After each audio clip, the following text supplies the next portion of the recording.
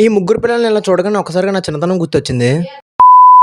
Hello Maya, welcome to VR bachelors. మన మాయగాల్ని బోయికి ఏం చేద్దామని అడిగితే కోడి కోతయ్యక ముందే లేచి నలుగు పెట్టుకుని స్నానం చేస్తాడు చూడు, వాళ్ళకి మనకు కాదు అనేసాడు. సరిగ్గా ఆలోచిస్తే నాకు అదే అనిపించింది. అట్లీస్ట్ బట్టలను తీసుకోవాలని చెప్పి మేము ముగ్గురం షాపింగ్ అయితే బయలుదేరిపోయాం.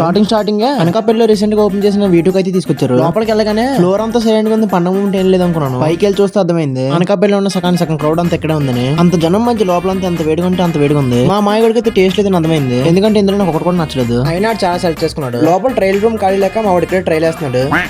లాస్ట్ కి ఫ్యాన్ తోటి తీసుకుని వేరే దగ్గరికి వెళ్ళిపోయాం. నెక్స్ట్ సిఎంఆర్ ఆపోజిట్ లో ఉన్న ఎస్పీ ఫ్యాషన్ కి వచ్చాం. బట్టలు తీసుకోవడం మన ఇక్కడికి వచ్చి స్నాక్స్ తింటున్నాడు.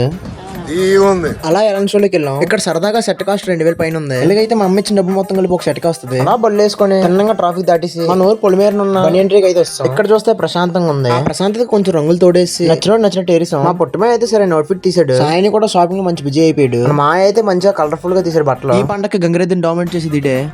ఇంకా అలా షాపింగ్ ముగిసి దారిలో వేడి పల్లీలు వేసి ఇంటికి దొబ్బేసాం. మా అమ్మ అయితే ఫుల్ తిట్లు, ఎందుకంటే మేము 5 గంటలకి వెళ్ళి 11 గంటలకు వచ్చాం కాబట్టి. ఆడపిల్లల కన్నా దారుణంగా ఉన్నాం. ఈ మమ్మీస్కి ఏం తెలుసు మొగోళ్ళు సెలక్షన్ లో పడే కష్టాలు. మాత్రం పేజ్ ఫాలో అండ్ సబ్స్క్రైబ్ చేసుకోమయ్యా.